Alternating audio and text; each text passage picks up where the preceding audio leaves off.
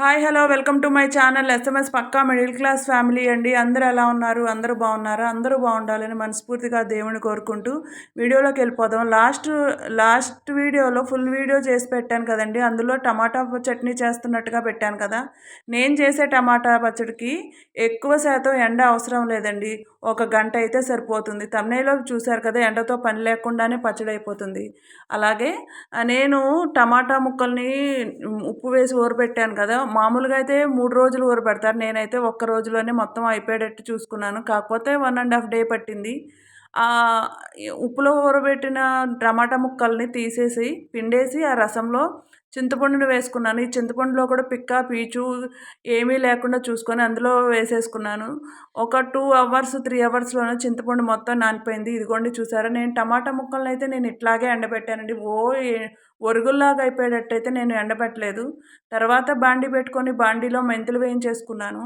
మెంతులు వేయించుకున్న తర్వాత కొంచెం టైం కొంచెం ఎక్కువే పడుతుంది కదండి మెంతులు వేగటానికి.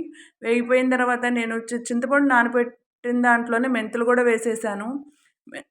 సారీ, మెంతులు వేసేసి దాన్ని ఒకసారి కలిపానండి మొత్తం కూడా, చింతపండుని మెంతుల్ని కూడా. తర్వాత ఎల్లుల్లిపాయలను కూడా నేను ఇందులోనే వేసుకున్నాను. చాలామంది ఎల్లుల్లిపాయలని పొట్టు తీసి వేసుకుంటారు కదా, నేనైతే అట్లా వేయనండి. మామూలుగా పైన ఉన్న పొట్టంతా తీసేసి అందులో వేసేసాను. ఉప్పుని దేంతో అయితే కొలుచుకున్నామో దాంతోనే నేను కారం కూడా కొలుచుకొని అందులో పోసి మొత్తం కూడా కలియబెట్టాను. అంటే మొత్తం కలిసేటట్టు స్పూన్తో తిప్పేశాను. తర్వాత అదంతా కొంచెం కొంచెంగా మిక్సీ పట్టేసుకుంటున్నానండి. మిక్సీ పట్టేసుకున్నది అది మొత్తం స్మాష్ అవుతుంది కదా. స్మాష్ అయిన తర్వాత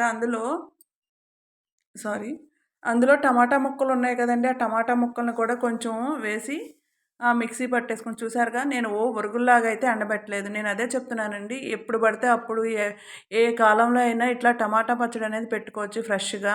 తినడానికి కూడా చాలా టేస్ట్గా ఉంటుంది, ఫ్రెష్గా కూడా ఉంటుంది.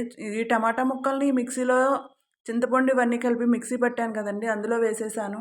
వేసిన తర్వాత మిక్సీ పట్టేస్తే చట్నీ అయితే రెడీ అయిపోయింది. పెద్ద టైం టేకింగ్ ప్రాసెస్ అయితే ఏం కాదండి.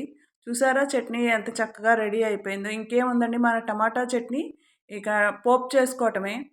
పోపు చేసుకోవడం, గ్యాస్ వెలిగించేసి పొయ్యి మీద బాండీ పెట్టేశాను. బాండీలో ఆయిల్ పోసాను. నేనైతే గ్రౌండ్ నట్ ఆయిల్ పోసాను. ఏ ఆయిల్ అయినా పోసుకోవచ్చండి, ఇంట్లో ఉంది కదా అని చెప్పి పోసేసాను.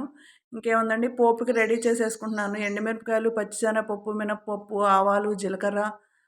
ఆల్రెడీ ఎలాగో మెంతులు వేసేసుకున్నాం కదండి, ఇంకా వాటితో మనకు పనేం లేదు. అన్నీ కలిపి నేను పోపు చేసేసాను. పోపు చేసేసిన తర్వాత ఇంకేముందండి, మన పచ్చడి అయితే రెడీ అయిపోయింది. ఇట్లా పచ్చడి చేసుకొని రెడీగా ఉంచుకుంటే ఎప్పుడు పడితే అప్పుడే చేసుకోవచ్చండి.